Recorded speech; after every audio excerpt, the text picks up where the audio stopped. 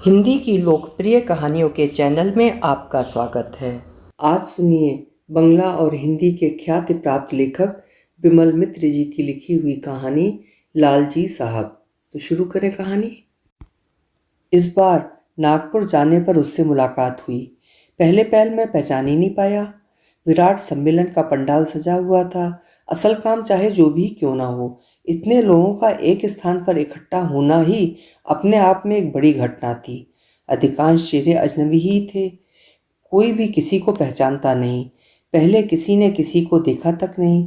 सुबह के 9 बजे जो मीटिंग शुरू होती वो ख़त्म होती दोपहर के 1 बजे। उसके बाद फिर अपराह्न में 3 बजे से सभा आरंभ हो जाती। उस सभा की समाप्ति होते होते शाम के 6 बज जाते। उसके बाद रात 8 बजे से प्रारंभ होते सांस्कृतिक कार्यक्रम। हम सब हजारों हजार लोग जुटे थे, दुनिया के भिन्न भिन्न देशों से। हम लोगों के ठहरने का और खाने पीने का बहुत ही बढ़िया इंतज़ाम था। कहीं भी कोई शिकवा शिकायत नहीं। पहले ही दिन से आयोजन बहुत बढ़िया लग रहा था। ठीक दूसरे दिन की घटना है। मैं बिल्कुल सामने की तरफ दूसरी पंक्ति में बैठा हुआ था। जो मुझे व्यक्तिगत रूप से पहचानते नहीं थे, ऐसे लोग भी आकर मुझसे बातचीत कर जाते थे। सबों ने मेरा नाम ही सुना था किंतु देखा नहीं था कभी भी। और फिर मैं तो सभा समितियों में प्रायः कभी जाता ही नहीं। सभा समितियों में जाने का मैं आदी हूँ ही नहीं। एकांत में अकेले अकेले देश प्रदेश में घूमना ही मुझे भला लगता है। मैं जहाँ भी जाऊँ वहाँ मैं ही सबों को देखूँ। मैं यही चाहता हूँ। कोई मुझे भी देखे ये मुझे पसंद नहीं। जिंदगी का 3/4 जब इसी तरह व्यतीत हो गया तो बचा हुआ 1/4 हिस्सा भी इसी तरह बीत जाएगा, यही मैंने मान लिया है। लेकिन नागपुर आने का कारण कुछ और ही था। पहली बात तो यह है कि कलकत्ते की जिंदगी की कुटिलता जटिलता ने मुझे प्रायः मृतप्राय कर दिया था। मैंने उस जिंदगी से कुछ दिनों के लिए थोड़ा अवकाश चाहा था। दूसरी बात यह कि आयोजकों के लिए सिर्फ मेरी उपस्थिति ही अभिवांछित थी। कलकत्ते से आमंत्रित संयोजकों में मैं ही एकमात्र बंगाली था। लेकिन वहाँ जाकर भी कलकत्ते के जीवन से फिर इस तरह जुड़ जाना होगा, इसकी मैंने कल्पना भी नहीं की थी। कोई मुझसे ऑटोग्राफ लेने आता तो कोई मुझे आकर प्रणाम करता, या फिर कोई नमस्कार कर अपना परिचय देता और चला जाता। लेकिन उनके बीच में ही एक व्यक्ति ने आकर नमस्कार किया और पूछा, मुझे पहचान पा रहे हैं क्या? स्पष्ट बंगला भाषा में प्रश्न किया गया था। उच्चारण था ठीक बंगालियों जैसा। मैंने मुंह उठाकर उसके चेहरे की तरफ देखा, लेकिन मैं किसी भी तरह पहचान नहीं पाया। मुझे पहचान नहीं पा रहे हैं? मैं वसंत हूँ, वसंत कुमार सरकार। फिर भी मैं पहचान नहीं सका। वसंत कुमार सरकार नाम के किसी भी आदमी को कभी मैं जानता था ऐसा याद नहीं आया। मैंने कहा, भाई मैं तो आपको ठीक पहचान नहीं पा रहा हूँ। वसंत ने कहा, मुझे बार बार आप क्यों कह रहे हैं? क्या आपको याद नहीं कि कलकत्ते में मैं आपके घर पर जाया करता था? मैंने कहा, हो सकता है, पर मुझे तो इस समय ठीक ठीक कुछ याद नहीं आ रहा है। वसंत ने कहा, ये क्या, आप इतनी जल्दी सब कुछ भूल गए? आज से तो प्रायः 20 साल पहले मैंने आपसे मुलाकात की थी। क्या आपको याद नहीं आ रहा? 20 साल पहले? 20 साल के बीच न जाने कितनी घटनाएं घट चुकी हैं। इस दुनिया का इतिहास भूगोल भी कितना कुछ बदल गया है। वो सब याद रखना क्या कोई आसान बात है? मेरा चेहरा देखकर संभवतः बसंत समझ गया कि मैं उसे पहचान नहीं पाया था, और ये समझ पाने पर भी इसके लिए मेरे शर्मिंदा होने की कोई वजह नहीं थी। इसका कारण ये था कि वसंत निश्चय ही जानता होगा कि 20 साल पहले मेरे दिन रात कैसी व्यस्तता में बीतते थे। उस समय मेरे जीवन में मात्र एक ही समस्या थी। समस्या ये कि मैं किस तरह सबकी जिम्मेदारी संभालूं। मैंने कहा, मुझे ठीक याद नहीं आ रहा है। वसंत ने कहा, आपको याद रखना संभव है भी नहीं। आपको कितने लोगों से मिलना पड़ता है, कितने ही लोगों से आपको टेलीफोन पर बातचीत करनी पड़ती है, एवं आपको कितना लेखन कार्य करना पड़ता है। उसके बीच मेरे जैसा मामूली आदमी को आप कैसे याद कर सकेंगे? मैं ये बात नहीं कह रहा हूँ। ये कहकर वसंत कुछ देर के लिए रुका। उसके बाद उसने फिर कहा, हो सकता है कि ये आपको मालूम ना हो, परंतु आपकी बात सुनकर ही मैं मध्य प्रदेश आया हूँ। आपने कहा था, इसीलिए मैं मध्य प्रदेश चला आया था। ये क्या? इतने लोगों के होते हुए मैंने इसे मध्य प्रदेश आने की सलाह दी थी? मैंने तुम्हें मध्य प्रदेश आने की सलाह दी थी? वसंत ने कहा, आपने सुरसतिया नाम की एक कहानी लिखी है, यह तो आपको याद है ना? हाँ याद है। वो कहानी मुझे इतनी अच्छी लगी कि मैंने एक दिन आपके घर पर जाकर आपसे मुलाकात की। कहानी मध्य प्रदेश के संबंध में लिखी गई है। मैं ठहरा कलकत्ते का निवासी, कलकत्ते के सिवाय उस समय और कुछ भी नहीं जानता था। सुरसतिया कहानी पढ़ने के बाद महसूस हुआ कि हमारा हिंदुस्तान कितना चमत्कारपूर्ण देश है। मैंने मानो अपनी आंखों से वो जगह देख ली।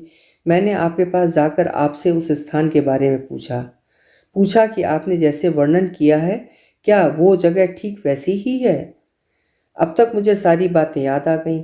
वसंत जो कुछ कह रहा है वो ठीक ही है। वसंत का उन दिनों का चेहरा मुरा आज काफ़ी बदल गया था। इसी कारण मैं उसे पहचान नहीं पाया। सचमुच अब तक मुझे सब कुछ याद आने लगा। एक दिन सुबह लगभग 9 बजे यही वसंत मेरे घर आ धमका था। वसंत एक मध्य व्यवसायी व्यक्ति। मैंने पूछा था, तुम कौन हो? उस व्यक्ति ने अपना नाम बताया था। मैंने उसके बाद पूछा था उसके आने का प्रयोजन। भला क्या मैं उस समय जानता था कि आदमी इतना पागल भी होता है? मैंने जीवन में बहुतेरे विचित्र आदमी देखे हैं, लेकिन इस तरह के अद्भुत आदमी को मैंने जिंदगी में कभी भी नहीं देखा। कई दिनों से वो मेरे पास सिर्फ आया करता। सुरसतिया कहानी उसे इतनी अच्छी लगी थी कि वो बार बार खोद करके मुझसे उस स्थान के बारे में पूछता। एक दिन मैं पूछ बैठा, तुम मध्य प्रदेश के संबंध में इतनी पूछताछ क्यों किया करते हो? वो प्रदेश कलकत्ता जैसा नहीं है। वसंत ने कहा, लेकिन आपने तो लिखा है कि वो प्रदेश बहुत ही सुंदर है। मैंने कहा, मैंने जिस जगह की कहानी लिखी है वो बहुत ही सुंदर जगह है। रात में झील के किनारे क्या हरिणों की टोली उसी तरह पानी पीने के लिए आती है? मैं बोला, हाँ। आपने क्या अपनी आंखों से वो सब देखा है? मैंने कहा, हाँ। उसी तरह क्या मोर जंगल के बीच घूमते फिरते हैं? मैंने कहा, हाँ। वसंत उन दिनों रोज मेरे पास आता था और खोद खोद कर वे सब बातें पूछता। वो ये भी पूछता, वहाँ की क्लाइमेट आबो हवा कैसी है? मैं कहता, बहुत बढ़िया। चीज़ों के दाम कैसे हैं? मैं कहता, चीज़ें खूब सस्ती हैं, कलकत्ता की तुलना में काफ़ी सस्ता। मध्य प्रदेश के संबंध में जो कुछ भी जानने योग्य बातें थीं, वसंत मुझसे जान लिया करता। वसंत कहता, मैं कलकत्ते से बाहर कभी कहीं भी नहीं गया, इसीलिए। मैं वसंत की बातें सुनकर ताज्जुब में पड़ जाता। वसंत की उम्र उस समय कम से कम 37-38 से कम तो नहीं होगी। बड़ा ही सुंदर और तंदुरुस्त था वसंत। बसंत रहा करता था श्याम बाजार में। उसने बताया था कि उसका अपना एक निजी मकान है। बड़े घर का लड़का कहने से जो समझा जा सकता था, वसंत था वही। कलकत्ता विश्वविद्यालय से उसने दर्शन शास्त्र में एमए किया था। एमए पास करके वो कलकत्ते के कॉलेज में उस समय प्रोफेसर हो गया था। मुझे याद है कि वो जब भी मेरे घर पर आता उसके हाथ में कोई किताब जरूर रहती, विशेष रूप से दर्शन शास्त्र की किताबें। कई दिनों तक आने के बाद वसंत के संबंध में मैं बहुत कुछ जान चुका था। उन दिनों बसंत का चेहरा बड़ा ही सुदर्शन था। उसका चेहरा जैसा सुदर्शन था, व्यवहार भी वैसा ही मधुर। जब वो समझता कि मेरे हाथ में काफ़ी काम पड़ा हुआ है, तब वो अधिक देर तक रुकता नहीं। कहता, मैं अब चलता हूँ। बीच बीच में मैं वसंत की बातें सोच सोच कर अवाक हो जाता। वसंत के पहले और बाद में और भी बहुत से लोग मेरे पास आए हैं। मेरी रचनाओं के सूत्र से ही वे सब एक दिन आए हैं। मेरी रचनाओं के संबंध में 2-4 दिन उन्होंने बातें की हैं। कौन सी रचना पढ़ने में उन्हें अच्छी लगी है और कौन सी रचना उन्हें अच्छी नहीं लगी, ये भी उन्होंने बताया है। उसके बाद या तो मैं ही उनके लिए पुराना पड़ गया, या फिर उन्होंने खुद अपने कामों में व्यस्त होने के कारण मेरे पास आना छोड़ दिया है। सदा सर्वदा के लिए किसी एक व्यक्ति की रचना किसी को पसंद आए, ये संभव भी नहीं हो सकता है। उम्र के साथ साथ मनुष्य की अभिरुचि बदलती है और अभिज्ञता बढ़ती जाती है।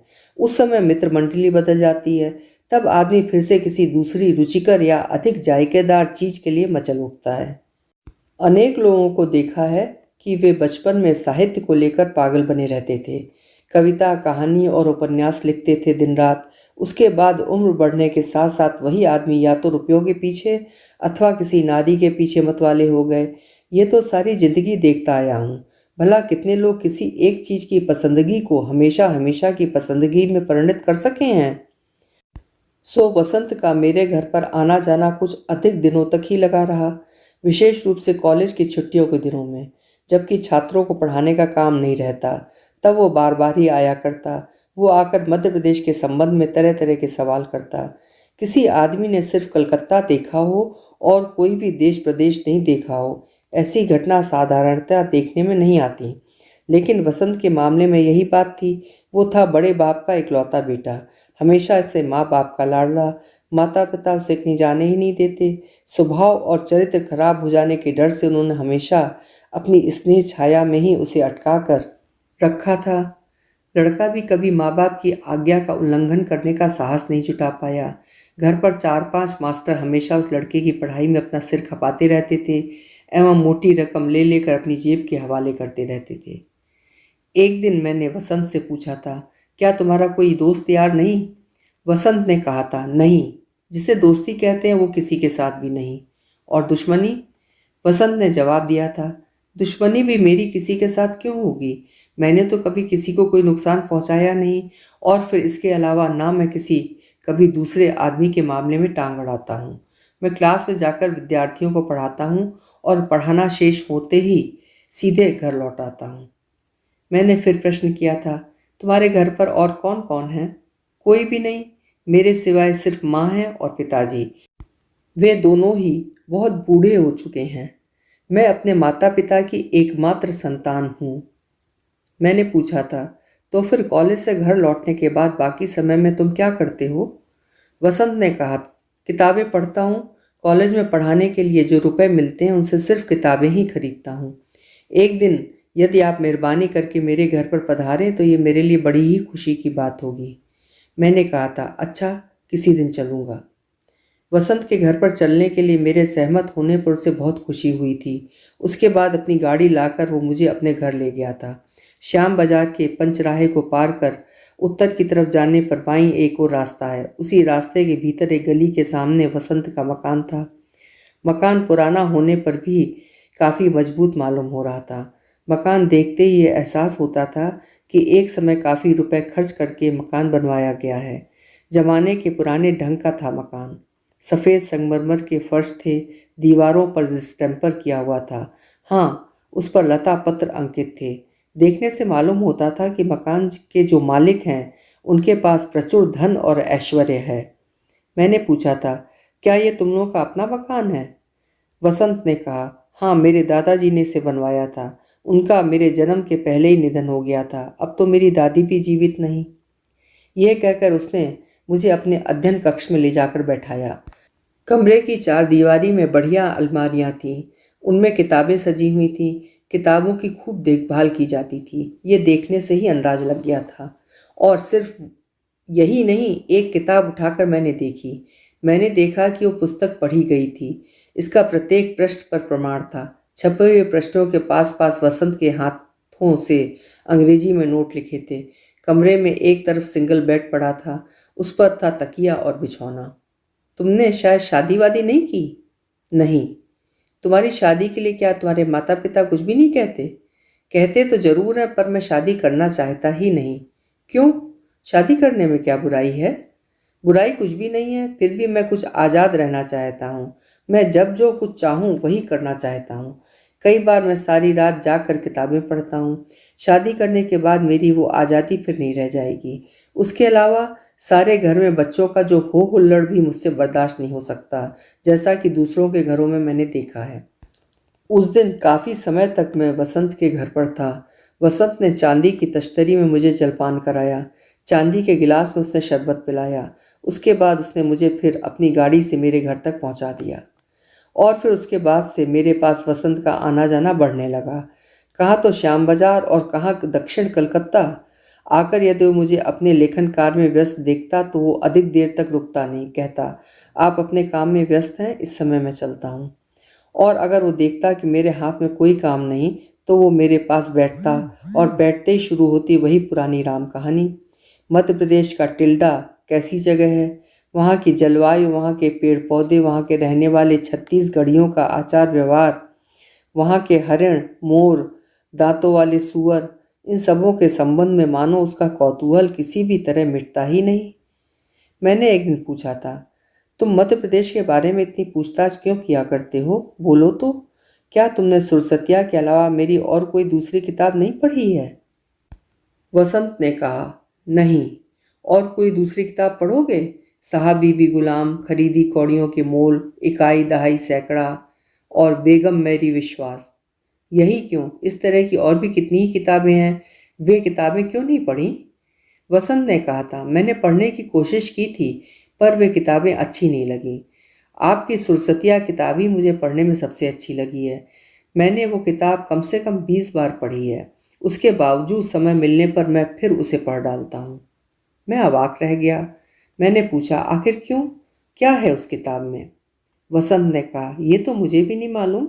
किताब पढ़ते पढ़ते ऐसा महसूस होता है मानो मैं एक बारगी उसी टिल्डा स्टेशन के छेदी पटेल के घर पर चला गया हूँ। उसी छेदी पटेल के मकई के खेत के पास उसी झील के किनारे बैठा बैठा देखता हूँ कि पानी पीने के लिए हरिण आए हैं और मैं अपनी बंदूक लेकर शिकार करने के लिए तैयार हूँ।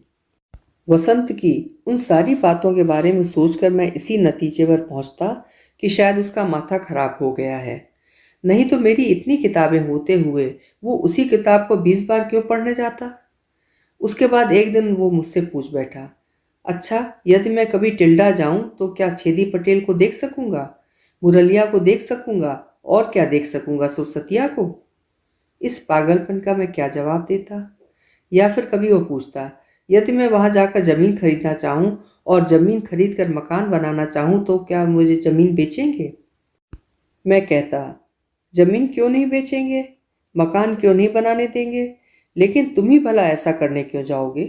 कलकत्ते में तुम्हारा इतना बड़ा निजी मकान है और उस पर तुम अपने माता पिता की एकमात्र संतान हो।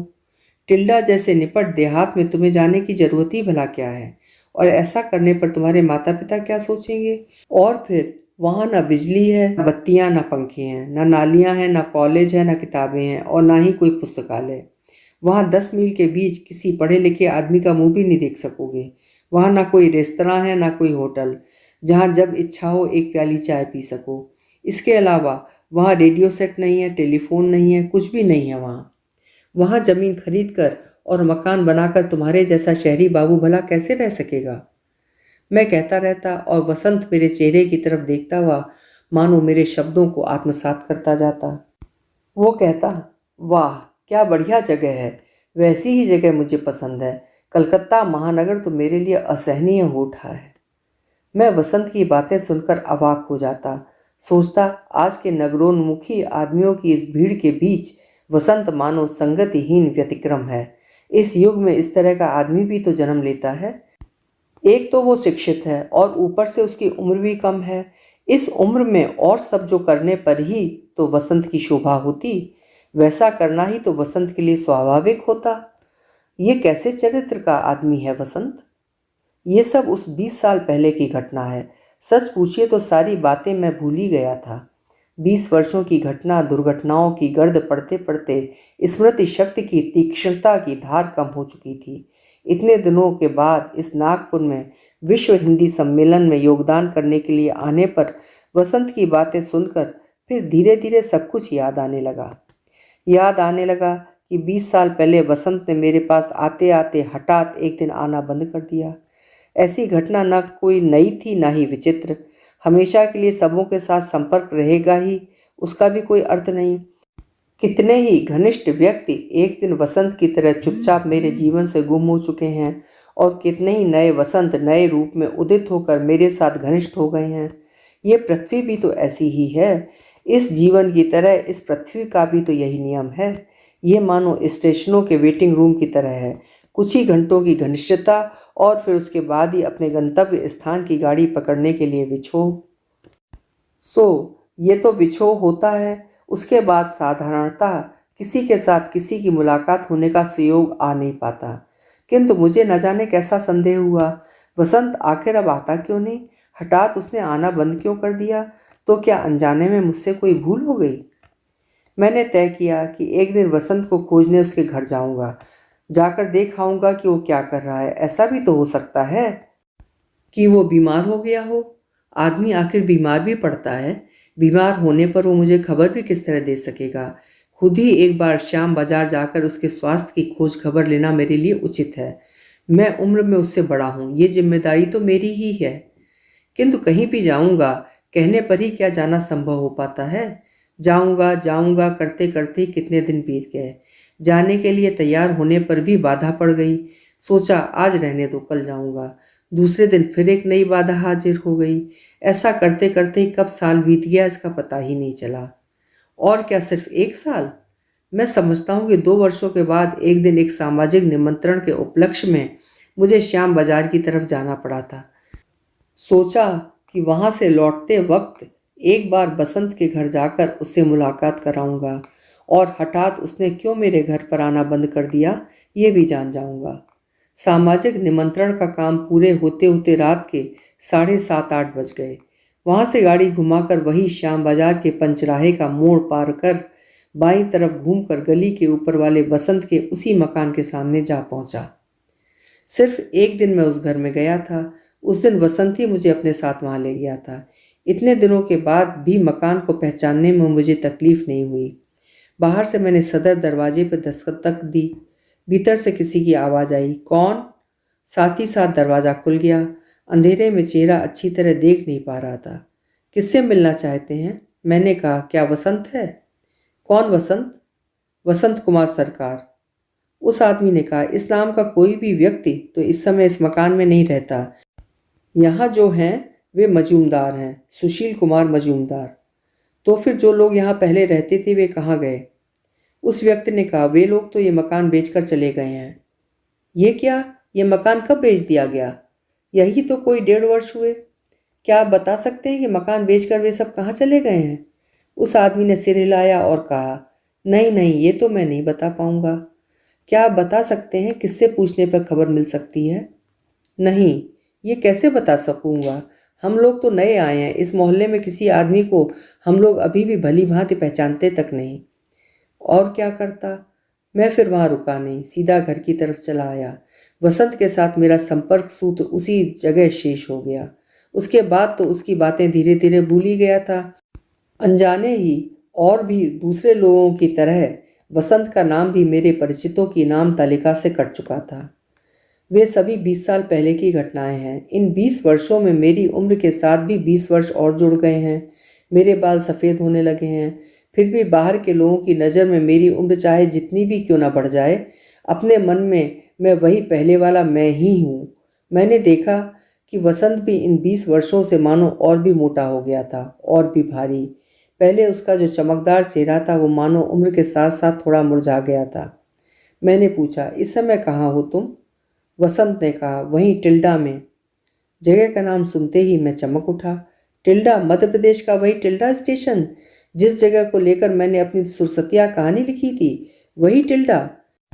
मुझे प्रतीत हुआ मानो अचानक किसी ने मेरे गाल पर जोरदार तमाचा जड़ दिया हो।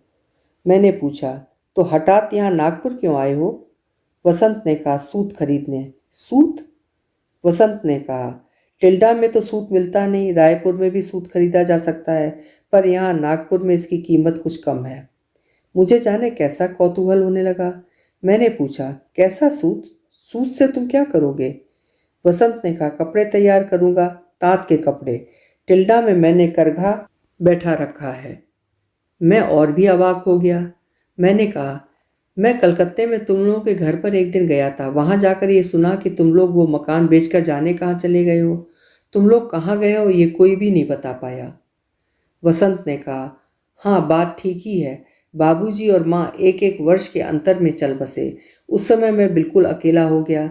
मैंने सोचा कि मेरे जीवन की और तो कोई जिम्मेदारी बची नहीं, तो फिर क्यों झूठ मूठ कॉलेज में प्रोफेसरी कर मैं ज़िंदगी बेकार कर रहा हूँ।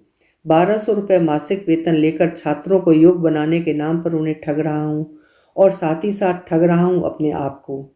उस नौकरी में कायम रहकर आखिर और करता भी क्या? हो सकता है कि डॉक्टरेट हासिल करता या शोध पत्र लिखकर पीएचडी की डिग्री पा जाता, और उससे मेरा वेतन और भी बढ़ जाता। आखिर तक हो सकता है कि वेतन 2000 रुपयों तक पहुंच जाता। उससे भी भला मुझे कोई वैकुंठ मिल जाता। तभी आपकी सुरसतिया कहानी याद आई। मैंने सोचा कि सब आदमियों को तो देख परख चुका हूँ, इस बार निरे ग्रामवासियों के साथ घुल मिल कर देखूँ। यही सोचकर एक दिन मैंने अपना पैतृक मकान बेच डाला। मकान बेचकर मैंने 80,000 रुपये पाए। उन्हीं रुपयों को लेकर मैं आपके उसी टिल्डा ग्राम में चला आया। उन्हीं रुपयों से वहाँ ज़मीन खरीद कर मैंने एक कच्चा मकान बनवाया। इस समय मैं बड़े आराम से हूँ। तब तक वसंत की बातें सुनकर आश्चर्य के मारे मेरी बोलती ही बंद हो गई थी। मैं क्या कहूँ, ये समझ ही नहीं पा रहा था। एक दिन न जाने किस घटनाक्रम से सुरसतिया कहानी लिख डाली थी और उस कहानी के सूत्र को पकड़कर और एक आदमी के जीवन में कैसी अद्भुत क्रांति आ गई। ये भी मेरे जीवन की एक और तरह की अद्भुत अभिज्ञता है। सच पूछिए तो दुनिया में कौन सी अद्भुत घटना नहीं घट जाती। मैंने पूछा, मैं जो नागपुर आया हूँ ये तुम्हें कैसे मालूम हुआ? क्या अखबार पढ़कर? वसंत ने कहा, नहीं, अखबार तो मैं अब छूता ही नहीं, और उसके अलावा टिल्डा में अखबार बिकते नहीं, ये आपको मालूम है ही। अगर अखबार ही पढ़ना होता तो कलकत्ता शहर छोड़कर सारी माया का बंधन काट कर टिल्डा आता ही क्यों? आप जो यहाँ आए हैं वो यहाँ सूट खरीदने के लिए आने पर मालूम हुआ। उसके बाद थोड़ा रुककर वसंत ने फिर कहा, क्या मैं आपसे एक अनुरोध कर सकता हूँ? मैंने कहा, बोलो। लौटते वक्त आपको एक बार मेरे घर चलना होगा। कहाँ, टिल्डा चलना होगा? हाँ, आपकी बात सुनकर ही मैं टिल्डा आया हूँ। आपकी सुरसतिया कहानी यदि नहीं पढ़ता तो फिर ऐसी चमत्कारपूर्ण जगह की खोज खबर भी नहीं मिलती। आपने मेरे ऊपर जो एहसान किया है उसकी आप कल्पना भी नहीं कर सकेंगे। तो फिर आप वादा कीजिए कि आप टिल्डा आएंगे। मैंने कहा, मैं वादा करता हूँ, लेकिन पता कैसे लगाऊंगा? वसंत ने कहा, स्टेशन पर उतरते ही रास्ते में आप जिस किसी से भी पूछेंगे कि लालजी साहब का मकान कहाँ है, वही आपको बता देगा। मैं अपना घर और खेत खलियान छोड़कर और कहीं भी नहीं जाता। मुझसे वादा कराकर वसंत चला गया। जाते समय वो फिर कहता गया, आप जरूर आइएगा। रविवार को आप लोगों की कॉन्फ्रेंस समाप्त हो जाएगी। आप यदि सोमवार को नागपुर से सुबह वाली ट्रेन से रवाना हो तो शाम को 4 बजे तक टिल्डा पहुंचने पर आपको कोई भी दिक्कत नहीं होगी। आप जरूर आइएगा, मैं आपका इंतजार करूंगा। ये कहकर वसंत चला गया। प्रत्येक मनुष्य के मन में इस दृश्यमान वास्तविक जगत के पास पास एक और इच्छा जगत होता है। ये बात पहले मैं कई बार लिख चुका हूँ, लेकिन इस वसंत के मामले में वो सत्य जितना स्पष्ट रूप से प्रत्यक्ष होकर प्रमाणित हुआ, उस तरह और कभी भी किसी के जीवन में प्रमाणित होते मैंने नहीं देखा। मेरी लिखी हुई एक मामूली सी कहानी इस तरह एक शिक्षित व्यक्ति को प्रभावित कर उसके जीवन की दिशा ही बदल सकती है, ये बात सोचने में भी मानो मुझे बहुत कौतूहल हुआ। मनुष्य के मन में अवस्थित इच्छा को साधारणतः मृत्यु पर्यंत कल्पना के रूप में ही खत्म होते देखा है। वास्तविक जगत की प्रतिदिन की जरूरतें उसे एक क्षण के लिए भी मुक्ति नहीं देती, लेकिन वसंत के मामले में कुछ और ही देखा गया। उसके वास्तविक जगत की गरज को परास्त कर आखिरकार उसके इच्छा जगत ने ही मानो विजयश्री प्राप्त कर ली थी। कौतूहल इतना बढ़ा कि विश्व हिंदी सम्मेलन के समाप्त होने के दूसरे दिन ही सुबह की ट्रेन से मैंने नागपुर छोड़ दिया और फिर सारा दिन ट्रेन में बिताकर लगभग शाम को मैं टिल्डा स्टेशन पर उतरा। टिल्डा मेरी पुरानी जगह है। जब मुझे दुर्नीति निवारक अफसर के रूप में सारे देश में घूमते फिरते रहना पड़ता था, उस समय कई बार उन सभी अज्ञात अख्यात स्टेशनों में उतरकर गांवों के भीतर में घूमता रहा हूँ। वो हाथ बांध, वो गोंदिया, वो शहडोल, वो पेंड्रा रोड, वो अनूपपुर और वो चिरी मिरी। वहाँ के प्रत्येक आदमी की बात तो दूर ही रहने दीजिए, प्रत्येक पेड़ पौधे तक मेरे जाने पहचाने थे। लेकिन 20 साल बाद टिल्डा में उतरने पर मानो मेरे सामने सभी कुछ नए रूप से उपस्थित था। स्टेशन का गेट पार कर मैंने गांव का रास्ता पकड़कर चलना जो शुरू किया तो चलता ही रहा। एक दो ग्रामीण आते जाते दिखाई पड़ रहे थे। एक आदमी से मैंने पूछा, लालजी साहब की कोठी कहाँ है? उस आदमी ने सामने की तरफ उंगली से इशारा करते हुए बताया, उधर आगे। यह कहकर उस आदमी ने फिर अपना रास्ता पकड़ा और विपरीत दिशा में चला गया। मैं एक के बाद एक आदमी से पूछता हुआ बढ़ रहा था। सभी का एक ही उत्तर था, और आगे। इस तरह चलते चलते जब सूरज एक वृक्ष की ओट में छिप गया तब मैंने देखा कि एक आदमी भागा भागा दूर से मेरी तरफ चला आ रहा था। उस आदमी ने पास आकर मुझसे छत्तीसगढ़ी भाषा में पूछा, क्या आप नागपुर से आ रहे हैं? मैंने कहा, हाँ। उस आदमी ने कहा, आइए आइए, मुझे लालजी साहब ने भेजा है। हुजूर को बहुत तकलीफ हुई, माफ़ कीजिएगा। लाइए अपना बैग मेरे हाथ में दे दीजिए। यह कहकर मेरा सूटकेस अपने माथे पर उठाकर वो मेरे आगे आगे चलने लगा। मैंने पूछा, लालजी साहब कहाँ हैं? उस आदमी ने चलते चलते ही जवाब दिया, मुन्ना साहब की तबीयत खराब है, इसलिए लालजी साहब स्टेशन नहीं आ पाए। उन्होंने मुझे भेज दिया है। मैंने पूछा, मुन्ना साहब, ये मुन्ना साहब कौन है? उस आदमी ने कहा, मुन्ना साहब हुजूर के बेटे हैं। मैं अवाक रह गया। हुजूर का बेटा? तो बसंत ने शादी कर डाली है क्या? यदि उसने शादी कर ली है तो कब और किसके साथ? जब वो कलकत्ते में था तब तो उसने शादी नहीं की थी। वो कभी शादी नहीं करेगा ऐसा ही आभास उसने दिया था। उसके पिताजी ने उसकी शादी की कितनी कोशिश की थी, फिर भी उसने शादी नहीं की थी। सारी ही बातें मुझे कैसी अद्भुत लग रही थीं। हम लोग एक बगीचे के भीतर से जा रहे थे। बहुत बड़ा था बगीचा। बगीचे के चारों तरफ झाड़ियों का घेरा था। देखने पर मालूम हुआ कि तरह तरह के फलों के पेड़ थे। पहले तो वहाँ बगीचा नहीं था। बगीचे के पास ही एक झील थी। इसी झील के पास मैं कई बार हरिणों का शिकार करने आया था, लेकिन अब मानो झील और भी बड़ी लग रही थी। पानी और भी बढ़ा था। इसी झील में नहाने के लिए सुरसतियाँ आया करती थी, लेकिन उस समय ये सब इतना सजा संवरा हुआ नहीं था। मैंने पूछा, ये बगीचा किसका है? कौन है इसका मालिक? हुजूर, लालजी साहब। मैंने देखा कि पेड़ की डालों पर इधर उधर मोर बैठे हुए थे। मैंने फिर पूछा, ये मोर किसके हैं? हुजूर, लालजी साहब के। और उसके बाद जैसे मुझे कुछ याद आ गया। मैंने पूछा, तुम्हारे लालजी साहब के हरिण नहीं है क्या? उस आदमी ने कहा, हरिण? हाँ हुजूर, हरिण भी हैं। लालजी साहब ने बहुत से हरिण पाल रखे हैं। उन्होंने हरिण पाल रखे हैं और चिड़िया भी। उन्होंने गाय और भैंसें भी पोस रखी हैं। मुझे आज से 20 साल पहले की वही बात याद आ गई। उस समय वो मुझसे यही पूछा करता था, क्या टिल्डा में सचमुच ही हरिण हैं, मोर हैं? मैंने पूछा, क्या तुम्हारे लालजी साहब ने मकान बनवाया है, पक्का मकान? नहीं हुजूर, लालजी साहब ने मिट्टी का मकान बनवाया है। हम छत्तीसगढ़ियों के जैसे मकान होते हैं, ठीक उसी तरह का मकान। हम छत्तीसगढ़ी जिस तरह रहते हैं, लालजी साहब भी वैसे ही रहते हैं। हम लोग जिस तरह धोती कुर्ता पहनते हैं, लालजी साहब भी उसी तरह पहनते हैं। लालजी साहब के पास करघा है, हथकरघा। लालजी साहब हम लोगों की तरह ही करघे से अपने लिए धोती कुर्ता बना लेते हैं। लालजी साहब डॉक्टरी भी जानते हैं। हम लोगों के बीमार पड़ने पर दवा भी देते हैं। हठात मैंने पूछा, क्यों भाई, और कितनी दूर? लालजी साहब का मकान और कितनी दूर है? और अधिक दूर नहीं है हुजूर, इस मकई के खेत के पार ही है उनकी कोठी। उस आदमी के मुंह से ही सुना कि लालजी साहब आज से 20 साल पहले एक दिन यहाँ आए थे और उन्होंने खेती बाड़ी खरीद कर वहाँ रहना शुरू किया था। छेदी पटेल नाम का एक पटेल था यहाँ। उसकी 2 औरतें थीं, एक का नाम मुरलिया और एक का नाम सुरसतिया। छेदी पटेल की उस समय मृत्यु हो गई थी। उसकी दोनों औरतों के सिवाय और कोई बाल बच्चा नहीं था। लालजी साहब ने उसी छेदी पटेल की सारी जमीन जायदाद खरीद ली थी, लेकिन उसकी बड़ी बहू मुरलिया जब तक जीवित थी तब तक उसका भरण पोषण लालजी साहब नहीं किया था। और छोटी बहू सुरसतिया? मैं पूछ बैठा। उस आदमी ने ताज्जुब से मेरी ओर देखा। उसने पूछा, हुजूर, आप उसे पहचानते हैं क्या? मैंने कहा, पहले पहचानता था, वो आज से 20 साल पहले की बात है। उन दोनों में इधर आया करता था। उसके बाद की खबर और मुझे मालूम नहीं। हुजूर, उसे खूब खराब बीमारी हो गई थी। लालजी साहब ने यहाँ आने के बाद डॉक्टर बुलाकर उसे निरोग कर दिया था।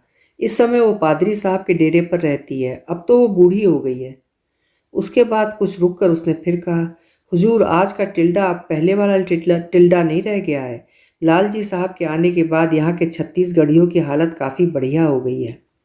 कहते कहते लालजी साहब का घर आ गया। मैंने देखा वो उसी छेदी पटेल का मकान था। घर के निकट आते ही हम लोगों की बातचीत की आवाज़ सुनकर वसंत भीतर से बाहर चला आया। उसके बाद मुझे देखते ही वो असमंजस में पड़ गया कि वो किस तरह मेरा स्वागत सत्कार करे। वो मेरे दोनों हाथ पकड़कर मुझे घर के भीतर ले गया। जैसा छेदी पटेल का घर था वैसा ही ये घर था। वही मिट्टी का फर्श था, मिट्टी की दीवार और पुआल का छप्पर। ये देखकर कौन कहेगा कि कलकत्ते का एक समय का फिलॉसफी का प्रोफेसर इस टिल्डाग्राम में इसी तरह रहता है। और फिर कलकत्ते में सुंदर संगमरमर के फर्श का 2 तल्ला मकान था उन लोगों का। वो सब तो मैंने खुद अपनी आंखों से देखा था। वसंत मुझे एक कमरे के भीतर बैठाकर बोला, यही है मेरा घर। मैंने पूछा, क्या तुम 20 वर्षों से यहीं हो? वसंत ने कहा, हाँ, बड़े आराम से हूँ। मैंने कहा, लेकिन यहाँ तो बिजली की रोशनी और पंखे, अखबार, मोटर, गाड़ी, नल का पानी, पक्की सड़क और सिनेमा कुछ भी तो नहीं। वसंत ने कहा, ना सही। बिजली, अखबार, मोटर गाड़ी, नल का पानी, पक्की सड़क और सिनेमा होने पर यहाँ आता ही नहीं। ये सब यहाँ नहीं है, इसीलिए तो मैं यहाँ आया हूँ। किंतु क्या तुम्हें तकलीफ नहीं होती यहाँ? तुम तो हमेशा से कलकत्ते में ही रहे हो। वसंत हंसने लगा। वो जाने क्या उत्तर देने जा रहा था, उससे पहले ही छोटे छोटे लड़के लड़कियों का एक झुंड कमरे में घुसा। उन्हें देखकर वसंत ने सबों से कहा, चाचा जी को प्रणाम करो, चाचा जी को पैर छूकर प्रणाम करो। मेरे पैर छूने के लिए सबों में भाग दौड़ मच गई।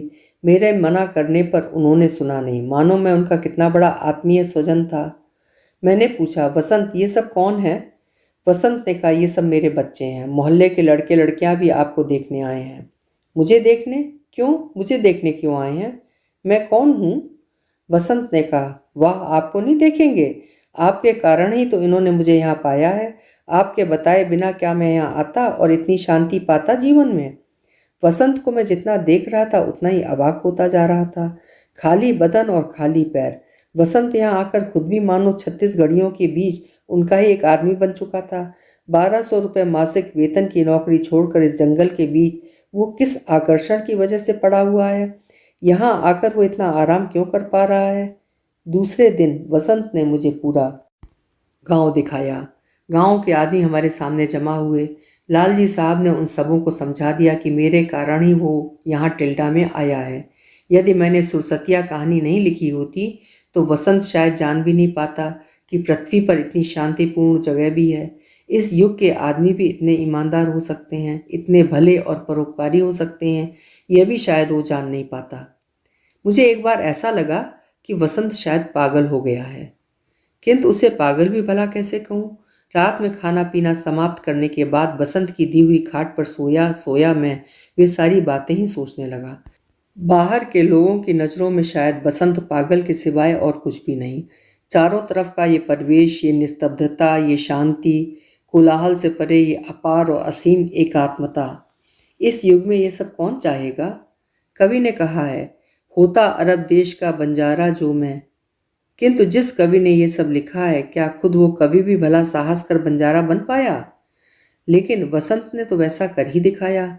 वसंत ने तो साहस पूर्वक जीवन देकर अपने स्वप्न को वास्तविक रूप देने में सफलता पाई थी। वसंत के शब्द मेरे कानों में गूंजने लगे।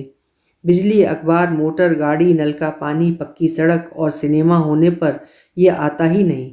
ये चीज़ें यहाँ नहीं हैं, इसीलिए तो मैं यहाँ आया हूँ। आने के दिन शाम को बसंत के बड़े लड़के का बुखार उतर गया। तब नाक में नकफूल और दोनों हाथों में कांच की चूड़ियां पहने एक स्त्री मुंह पर घूंघट डाले मेरे पैर छूकर मुझे प्रणाम करने आई। उसके दोनों गालों पर गोदने कूदे थे। चेहरा देखकर ऐसा लगा कि वो 36 महिला थी। वसंत ने परिचय करा दिया। उसने कहा, ये मेरी पत्नी है। मैंने चुपचाप उस महिला की तरफ एक बार दृष्टिपात किया। सोचने लगा, क्या आश्चर्य की बात है, इस स्त्री में भला बसंत ने क्या सौंदर्य देखा, या फिर बसंत के सौंदर्य बोध का मानदंड ही अलग है? शायद यही बात हो। नागपुर पैसेंजर में बैठकर मुझे कलकत्ता लौट जाना होगा। ट्रेन के प्लेटफॉर्म पर रुकते ही वसंत ने मेरे चरण छुए। मैंने कहा, तुम भी? वसंत ने कहा, मैं आपका कितना कृतज्ञ हूँ, यदि आप समझ पाते तो। ट्रेन चल पड़ी। मैं ट्रेन में बैठा बैठा मन ही मन सोचने लगा कि ये क्या हुआ। तथागत बुद्ध देव भी तो घर बार छोड़कर वन में चले गए थे, चैतन्य देव भी। पृथ्वी के अनेक महापुरुष ही ऐसा कर गए हैं, तो क्या वसंत भी वैसा ही एक महापुरुष है? अथवा यह भी एक तरह की पलायन वृत्ति है, या फिर पागलपन?